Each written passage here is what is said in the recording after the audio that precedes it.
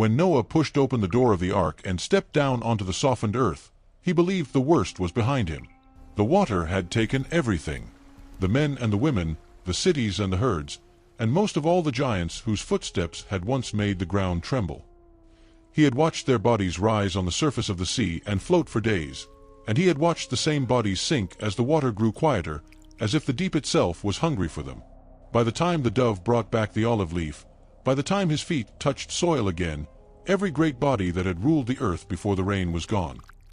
He looked at the empty hills and the silent valleys, and he thought, in the way a man thinks who has seen everything taken from him, that the judgment of God had finished its work.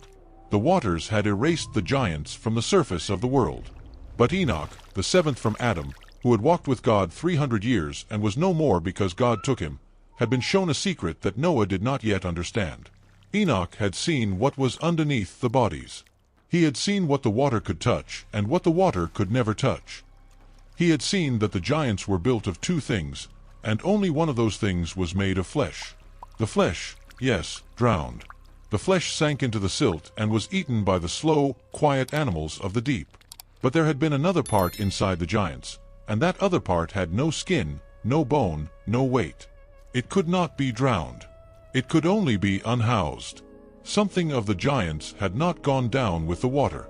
Something of them was still walking the earth. To understand what rose out of the corpses of the Nephilim, you have to remember what made the Nephilim in the first place. Long before the rain began to fall, in the days when Mount Hermon still held the oath of the 200, the watchers came down to the daughters of men. They were sons of heaven, beings of an order older than human bone, and they were not made to multiply through flesh. But they bent themselves to it. They took wives, and they fathered children, and the children that came out of that union were not like either parent. They were too tall for their mothers. They were too heavy for the dust they walked on. They had appetites that nothing born of a woman should have had. They were a third thing, a stranger that the world had never been meant to hold, neither angel nor man, but a mixture for which no provision had been made anywhere in the order of creation. Enoch saw this with a clarity the rest of his generation never had.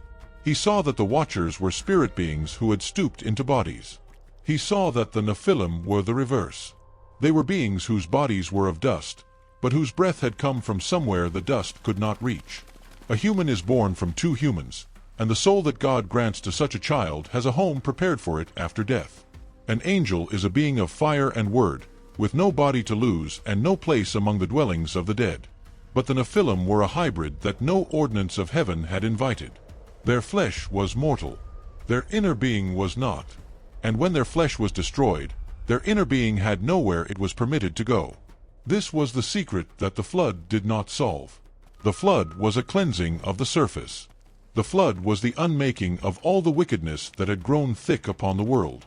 But the flood was a thing that worked upon flesh, and there are things older than flesh, and things that flesh only borrows from. The water broke the bodies of the giants the way a fire breaks the wax of a candle. The flame is freed. The flame does not die with the wax. It only rises, untethered, looking for something else to burn. And so it was when the giants fell. Their bodies went down. Their flame rose. Imagine the days after the rain stopped, before Noah saw the dove. Imagine the surface of the dark water where a giant body turns slowly under a gray sky. The skin is loosened from the bone underneath. The flesh is doing what flesh does when it is no longer alive. But there is a mist rising from that body that is not the mist of decay. It is thinner than steam and slower than smoke, and it does not climb upward toward the clouds.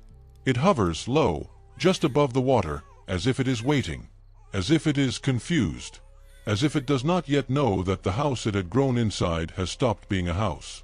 This is what Enoch was shown. This is what Enoch was told to write down.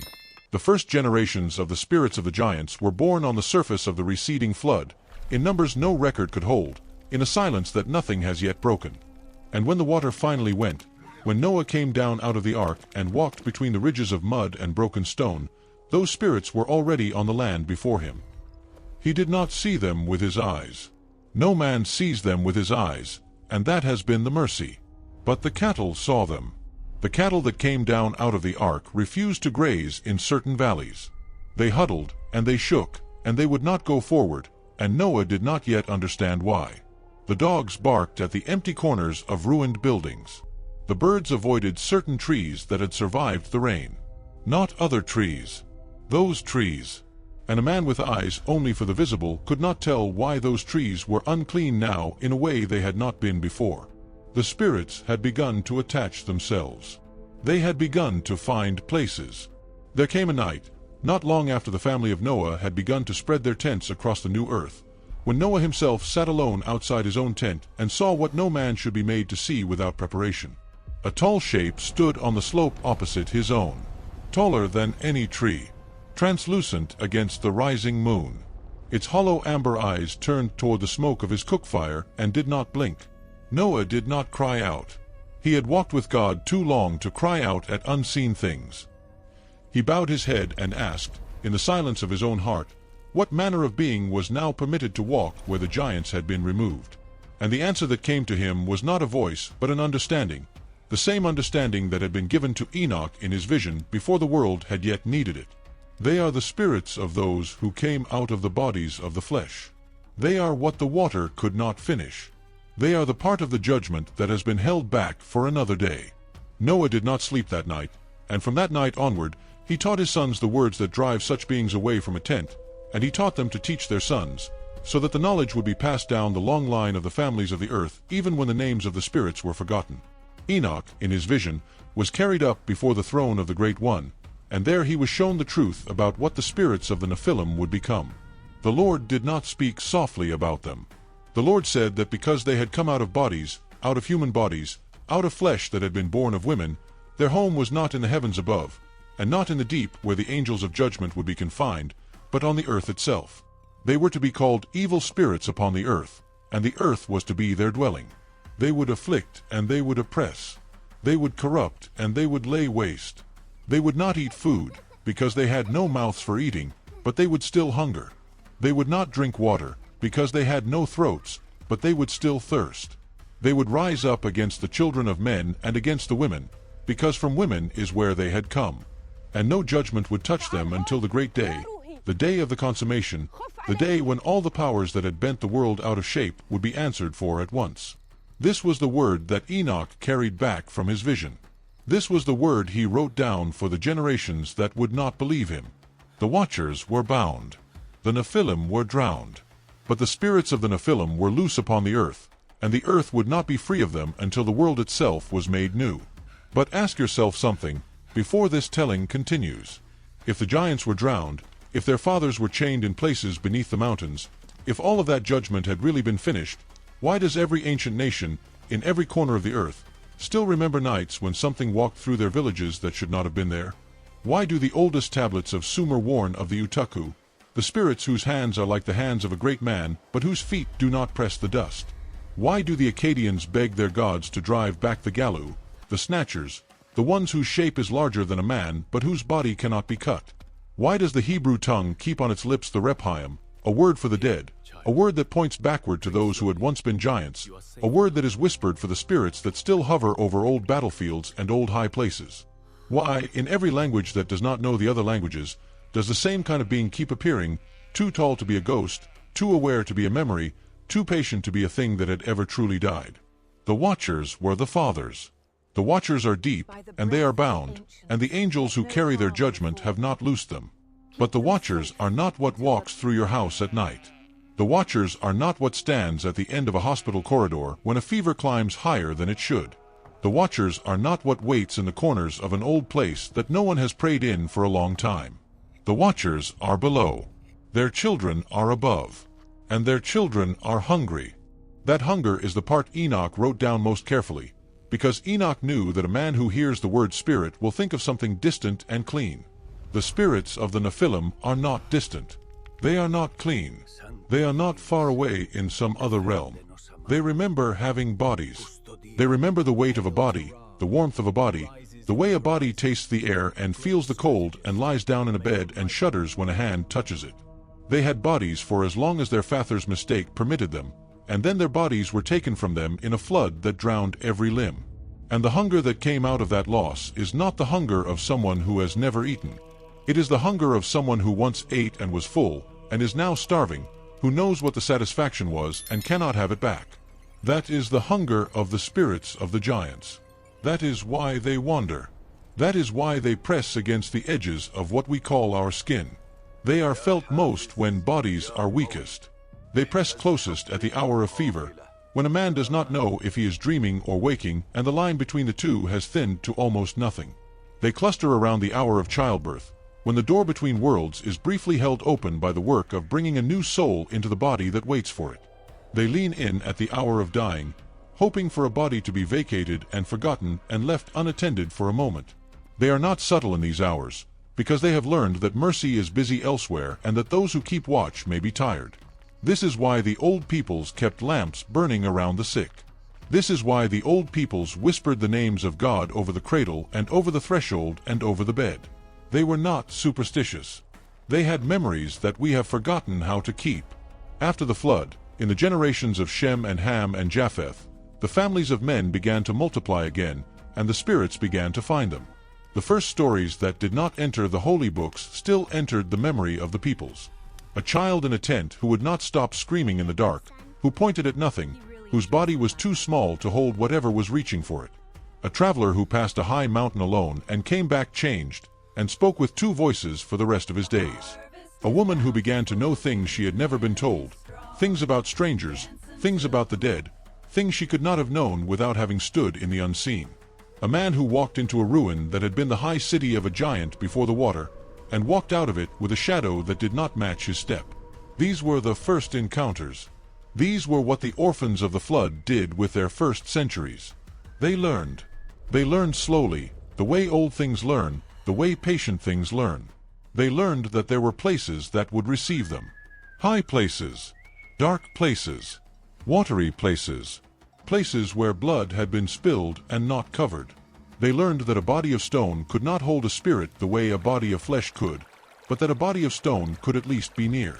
They learned to live inside idols. They learned to live inside groves. They learned to live inside the bodies of certain animals that had been set apart for them by their followers. And rarely, very rarely, and only when invited by some open door, they learned to live for a little while inside the bodies of men. The records of the nations remember this. The records call it the worship of the high places. The records call it the gods of the mountains. The records call it the spirits of the dead heroes. Underneath every one of those names, in the older language that Enoch wrote, there is only one word. They are the wandering ones, the giant spirits, the orphans of the flesh, and they have been with us since the day the water stopped rising. Their numbers should be considered for a moment, because the mind does not want to consider them. The Nephilim were not few. The traditions agree that the giants on the earth before the flood were a multitude, born across many generations, ruling regions, fathering more of their own kind.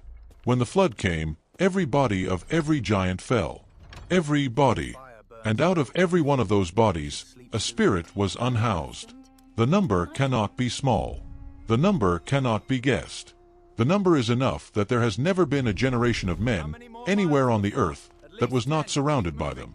And yet listen carefully now, because reverence is not the same as terror. They are not without limit. They are not without fear. They were not given the world to do with as they pleased. Even the demons believe and tremble. The spirits of the giants are bound by certain doorways they cannot cross, by certain names they cannot bear to hear, by certain words that strike them the way a torch strikes a wolf. There is a shepherd whose voice they recognize from before they were born, because his authority was the authority that condemned their fathers, and they have not forgotten the shape of it. They flee from it. They cannot stay where it is welcomed. They scatter from the threshold of a praying house. They retreat from a sickbed where the right words are spoken. They cannot follow into the places where the lamp of the Most High is kept lit. Enoch saw this also, and his vision showed him that the day will come when every one of them will be silenced at once. But until that day they wait. They have waited longer than any nation has lived. They watched the men of Babel raise their tower, and they pressed in close to that work because it was an old hunger they recognized in it. They watched the men of Egypt build their cities of stone, and they entered the carved figures of beasts that the priests set up, and the priests called them gods, and they accepted the name. They walked beside the caravans through the deserts. They sat at the edge of armies before battles. They were what the prophets sometimes glimpsed at the corners of their visions and chose, in mercy, not to describe. They have always been the unseen multitude in the company of human history, and the only reason their presence has not driven the world mad is that mercy has covered the eyes of most men, most of the time, so that we walk through their crowd as if we walked through an empty street. This is what Enoch wrote down for those who would read him afterward. This is what the older books of the people who first received the prophets remembered without always understanding. The flood did not finish the matter. The bodies of the giants are gone, ground into the silt under thousands of years of sea floor. The watchers are far below, sealed in places no spade has yet uncovered. But between those two judgments, on the surface of the earth that you and I walk every day, the orphans of that ancient corruption are still here. They are not new. They are older than every city. They are older than every nation. They learned the languages of men so that they could be invoked. They learned the dreams of men so that they could be visited. They learned the bodies of men so that, when permitted, they could be worn for a little while like a coat that does not fit. And they have not stopped learning, because they have all the time the world will give them, and the world is still giving. The reverence that this knowledge should produce is not the reverence of fear alone. It is the reverence of a man who finally understands that the world is not what it appears to be on the surface. When you walk through an old place and the air goes wrong, and the back of your neck remembers something your eyes have never seen, you are not imagining it. When a child cries in a room with nothing in it that should make a child cry, you are not imagining it. When a man you have loved looks up from his bed in a sickness and his face for a single second is not his face, you are not imagining it. The book of Enoch did not invent these things. The book of Enoch only named them. It named what every honest peasant in every century has felt and could not put a word to. The giants were drowned. Their spirits were not. And so the question that began this telling has its answer. The Nephilim were destroyed, and the Nephilim were also not destroyed. Their flesh was taken from them, but the part of them that hungered, that watched, that hated the children of those who had survived, that part was set loose into a long sentence with no walls, and they have been serving that sentence in the very air we breathe ever since. They will serve it until the day of the great judgment, when the watchers' chains will be answered for, and the spirits of their sons will be answered for, and the long company of the unhoused will be commanded into the silence they have refused since the receding of the water. Until then, walk carefully. Do not speak of them lightly. Do not call to them out of curiosity. Do not enter old high places at night to see what may come. The orphans of the flood are still listening, and they have learned the shape of every word a man can say. The book of Enoch was not written to frighten you. It was written to warn you. The horror was not buried with the giants. The horror was loosed from the giants. And the earth, beneath the cities and the highways and the lamps that burn through every night the world has known, is full of them, patient, hungry, and waiting for an ending that has been written, but has not yet come. There is a final image Enoch was given before the vision closed, and it is the image that should remain with anyone who has heard this telling. He saw the spirits gathered upon a high place, countless, silent, looking up at the same sky their fathers had looked up at on the night they first descended. The sky did not open for them. The sky has not opened for them in any of the ages since. They turned their faces back down to the earth that has been their dwelling and their prison both, and they continued the slow work of waiting. The water apologized for nothing. The earth bears them in its dust without comment. And somewhere, in a place no man can name precisely, the same voice that spoke them into the long sentence is keeping count, line by line, of every hunger they have caused and every word of mercy that has rebuked them, until the day the count is full and the book is closed. They know it. They have always known it. And that is why, even now, in the quietest hour of the deepest night, they listen for the sound of a trumpet they have not yet been allowed to hear.